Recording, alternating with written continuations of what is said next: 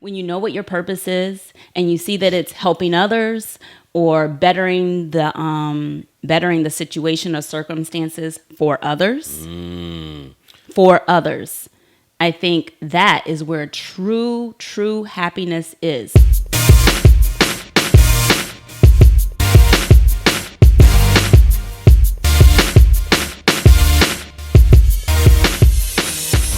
So we in this. We just what's going on? It's the morning time. We just dropped off the kids at school. Yes. And yeah, it feels great. We love them, but it's great when you drop them off, so you can start your day kid free. So yeah, so that's great. So before that, what's going on in the news? I just saw your boy Prince Harry. Is that his name? He just dropped a book. Yeah. Dropped a book, I guess, worldwide, but I guess they say it's the fastest selling non-fiction book in England. Everybody want to know about the royals. Yeah, I'm not really into it, but what's their secret? You know, like. So you watched that? Didn't you watch the show? What was it called? Meghan and Harry. Didn't they have like a series called The Crown or something like that? Oh, that yes, there was a Netflix series I think called The Crown, and I think there's also their own series, Meghan and Harry. I didn't watch all of The Crown. It was interesting though, just to see some of the backstory as to how, How it all came together. How it all came together. Queen Elizabeth's father. It didn't go as far back as to Queen Elizabeth's father. I don't believe. I don't recall. But it was interesting. I don't watch that rubbish. It's all rubbish. It's the drama for me. It's the drama.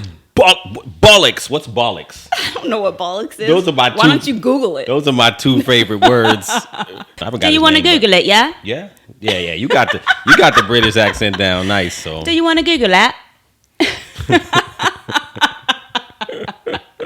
Yeah. Happiness and purpose, the relation between the two. So I'm gonna assume everybody who's born wants happiness, right? I would assume. Yes, they have some form of desire to be more. Now, what's crazy is that when we're born, or when we're little kids, right? So little kids are already happy. Most little kids are already happy. I'm not gonna say all, but a lot of little kids are already happy, right? Mm-hmm. And it don't take nothing to make them happy. It don't take anything. And it seems like as we get older, I think there's a clip out there with this little girl receiving a gift. Mm-hmm. She opens up the box and it's a paper clip. It's a paper clip, and she gets so much joy out of that paper clip. She's just so excited. She's like, "Mommy, thank you. This is the best gift ever." Really? So, yes. How was it? We're gonna have to find that clip. Maybe she was like 5 years old or something like that, but 5 or 6. Shoot, I don't know if that'll work with our kids. Maybe she was a little younger. I guess we'll find out when we have a 5-year-old going on 6. I wish we would put a paper clip in the box. Well, our kids. Yeah, be like, what is this paper clip? What do I do? What is with this? This isn't a gift.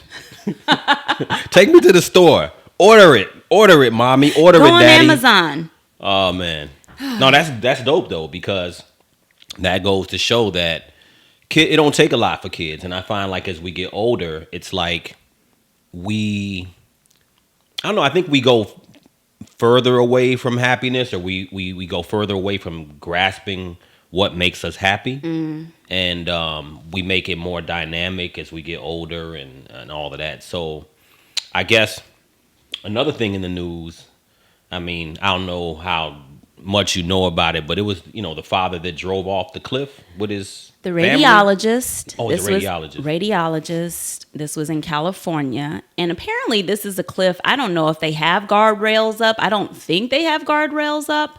But when I first heard the story, I honestly thought it was just an accident, just like a fluke. Maybe he lost control of the vehicle. I thought it was a Tulsa.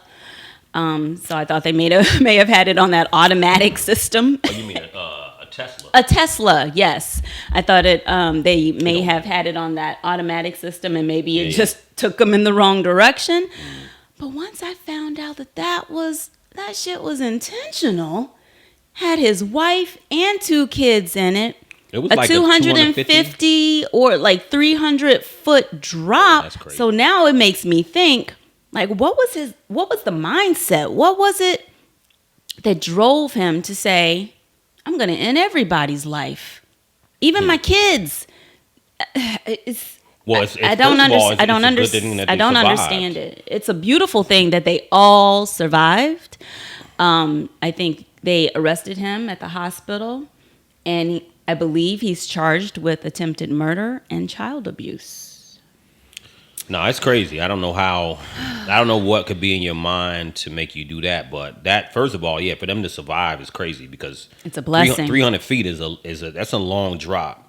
It's a blessing. I think the kids were young too. So, but yeah, I mean, you would assume now, I don't know. I mean, a radiologist probably makes definitely in the 6 figures. You know what I'm saying? So what makes somebody who you would think is, I mean, money isn't everything, but I guess that's kind of the point of what we're talking about, is like, you would assume like, okay, most people just want to be able to pay their bills, have some decent shelter, be able to take your family somewhere, support whatever little lifestyle that you got going on, and you be straight, you be good.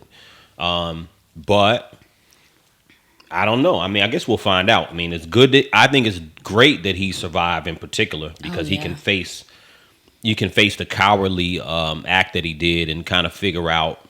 And then maybe we can actually hear from him as to why. I don't know if he'll ever reveal it. I mean, all we can do right now is speculate. But his wife is alive too. But his wife is alive too, so maybe she can inform us all as to his mindset that day, or some things that they've been. I don't know if it was marriage related or money related. Like, that is really selfish, and it's to a point where it's like you don't even care about you care about yourself so much that everything else, whatever your children can be, whatever your spouse can be, but particularly the children, whatever your children can be, it's like all that don't matter. Their whole life, them growing up, getting married, having a spouse or accomplishing things and having more kids. Just all of that lineage that can happen don't matter, because you don't like your particular journey. You know what I'm saying? So, and you know what I think it is? This might be the shortest episode, because I'm about to wrap it all up. You gonna sum it up? Grand opening, grand closing. All right, cool. I like that. Okay, so I think happiness is a sense of fulfilling a purpose. I think you find true happiness when you have a purpose. Right. When you know what your purpose is, and you see that it's helping others or bettering the situation or circumstances for others. For others. I think that is where true happiness is. So, all right, cool. So if that's the case, then, So, we recently watched the Bernie Madoff, the Netflix documentary, whatever you want to call it, about Madoff, the series. And I mean, there's been stuff about Madoff before. It's not like new. I mean, all this stuff happened over a long period of time, but of course it like culminated into his arrest or whatever in 2008, right? So back in '08, it was around the same time as the financial crisis, which didn't have anything to do with Bernie Madoff. I mean, the average person may or may not know that, but it had nothing to do with him. It just was, he just happened to be doing his crookedness to the pinnacle of everything. It all, in the beginning, I didn't know he started his whole thing back in the 60s when he was that young. So in the 60s, when he first started out, he started off trading, I'm not going to get technical with the stocks, but OTC stocks, the cheap pink sheet stocks. So he was doing that. I guess he was working with his father-in-law, and basically he gathered, I think, 10 or 15 people, friends and families, money to invest. So he invested that money. He lost basically all of it in a particular downturn, I think in 1962. And then from there, he didn't have the money to pay these people back. So what happened? His father bailed him out. Father bailed him out. Father gave him 15 stacks. Or was it 30?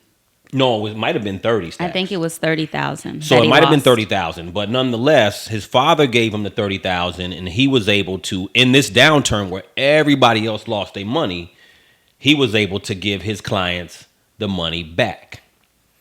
So at that point, his clients are thinking like, oh, everybody else I know lost money. You're able to give me my money back and maybe a little bit of some. So now it makes him look like some financial genius. Because they were like, just keep the money. Just keep the money and keep investing. Right. Because we trust you. That's a you great didn't point. lose our money. So we I trust forgot you. about that, yeah. Yeah, You're right. so we You're right. trust you. You're right. He tried to give the money back, and they were like, He tried no. to give the money back, and they were just like, no, wow. You were actually, we didn't lose anything. Yeah.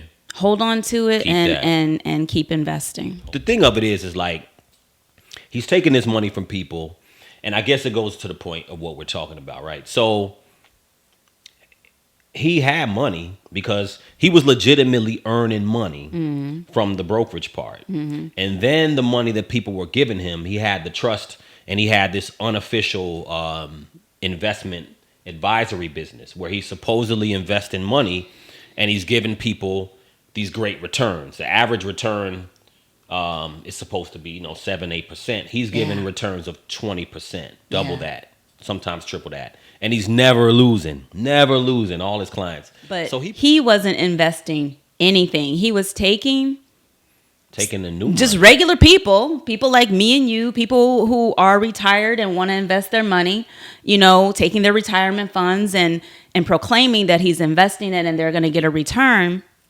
Now, for those who I believe maybe wanted to get out of it, he had some money in reserve. For every once in a while, someone would be like, okay, I'm going to take it out. So he would have some money in reserve. Okay, here you go.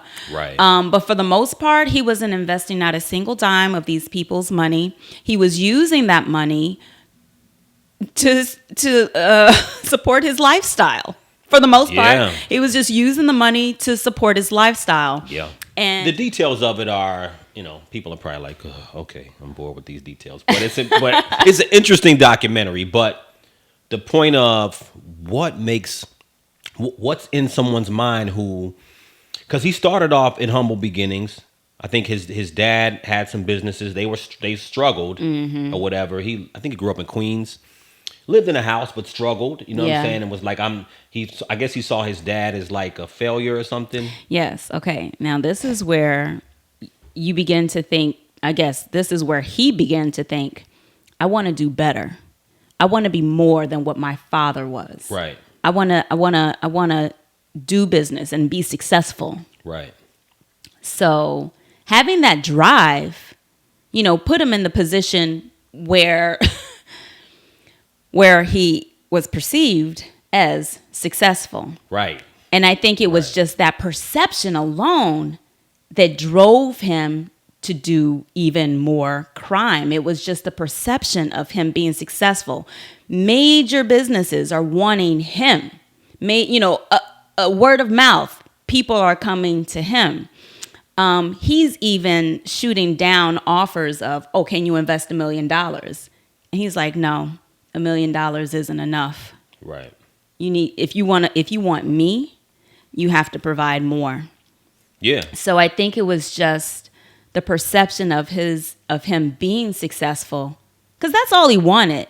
He wanted to be successful, and in his wicked mind, that taking from others and being able to do whatever with that money.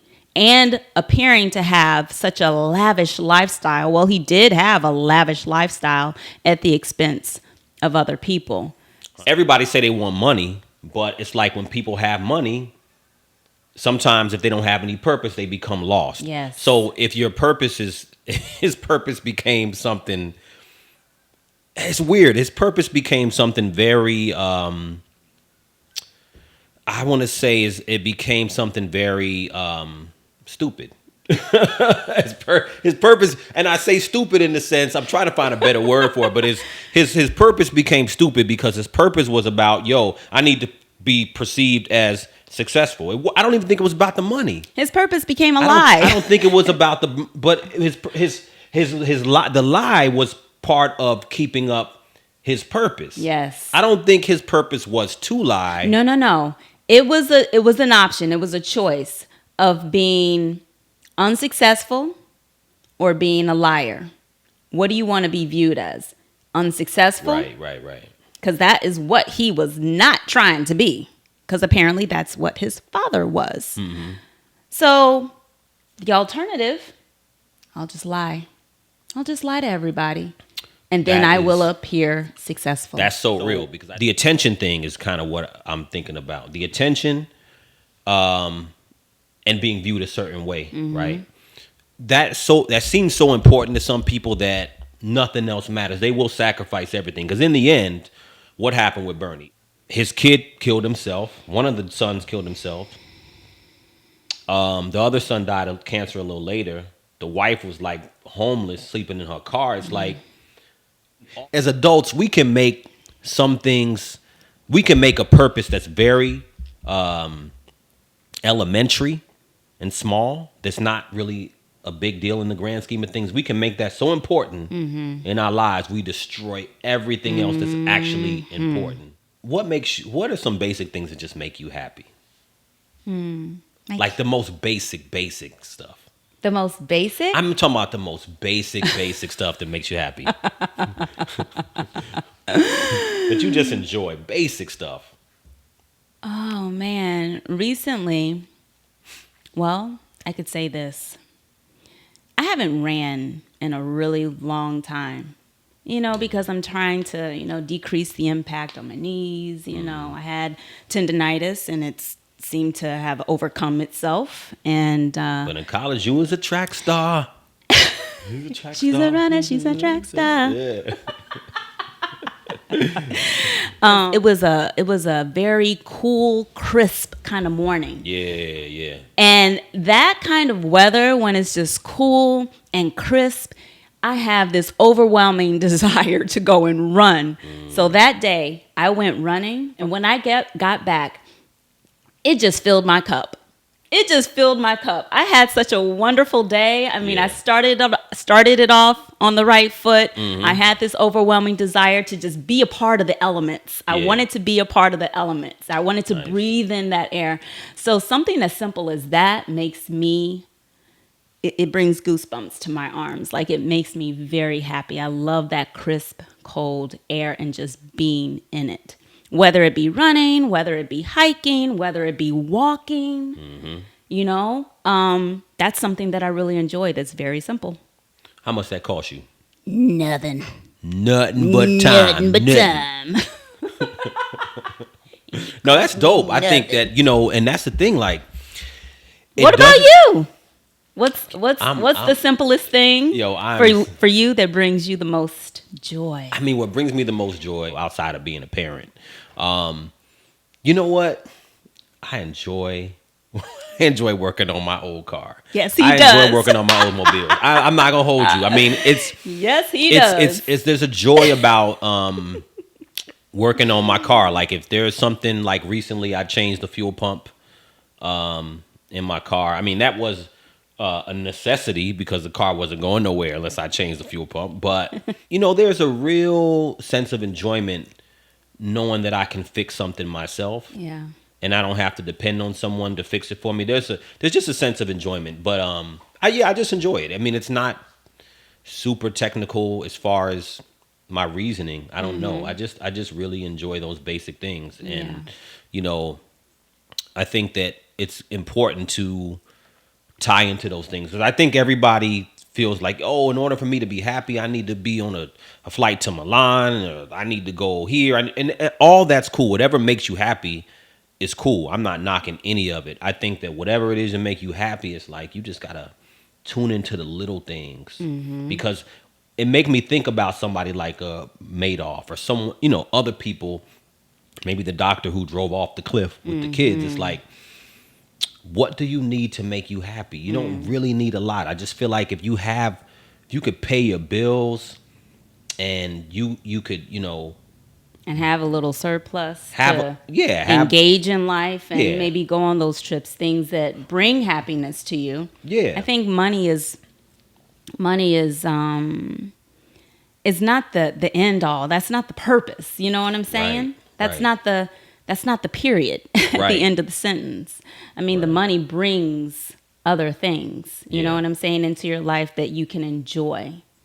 Right. I think that's probably the most important lesson for me is, if you have the money, you should probably do things to help better other people's situation, whether it be charities or however or it could be your time. It could just be your time. Yeah. It doesn't even have to be money. It could be your time.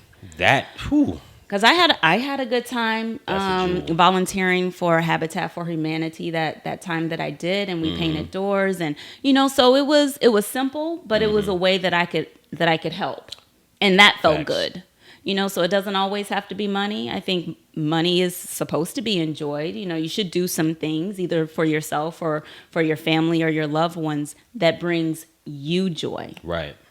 And it brings joy to others. Yeah, I agree. I mean, but what happens when people get money and they just like, I guess not even just get money. The chase and the pursuance of it becomes so important that you don't even enjoy life. That's the part that throws me for a loop because you know what it is? That's where the ego comes in. I think the ego takes over. And we all have ego. But we all have ego. I think that blows my mind that people get to a point where the actual chase of it or the actual way you are viewed by people becomes so important that you forgot how to enjoy regular life. Like if you can't spend time with your kids or you don't even spend time to do anything but to make more money. To do whatever it is to get more. Yo, listen, when we watch Narcos and Queen of the South and all of them, I mean, it's exciting, but I don't know about you. I'm always thinking that, these cats at the top, and I always analyze it like this. The cats that are at the top, they look the most stressed. Yeah. They look like they never get to enjoy nothing. Anything. They don't even if you're on a remote island, you still worried about somebody. They don't even look like they have you at night in your sleep. They don't even look like they having to be able to have good sex. They just look like they some of them they having sex, but they just seem like I'm doing this, but like how can you be in the moment when you got so many other things to worry about? Exactly. I got something to think about. You know what I'm saying? And they just never seem at ease. The guy at the top, you would think the guy at the top ain't got nothing to worry about because he has all of these other people to look out for him. That's what makes him worry. Because he got all of that stuff to keep in mind because he got to worry about the guy that's under him that may want to take over and everybody want to be that guy. And it's like, I'm like, I think I want to be that guy that's not known because the guy, and that's the ego you talk about is that it's like when you known and you at the top, that ego sometimes for people is so important. You got to stay grounded. So what would you do? I think people should always ask themselves, what would you do if you won the Powerball or something? You won lots of money. Because it's like 1 billion right now. It's like 1 billion. But even, whatever, even let's say you won $100 million. What would you do with that money? Yeah. And how would you change your life? And how would you stay grounded is something I think people should ask themselves. I always ask myself that question. So that would be an interesting discussion in the comments. What would you guys do with the money? Or also, what's a simple thing that makes you happy? What's a simple thing that makes you happy? Happiness is what you perceive out of life. All right. You guys stay positive and like my beautiful wife said, think about what makes you happy and go for it. Stay grounded. Yes. Have a wonderful week, everyone. Peace out.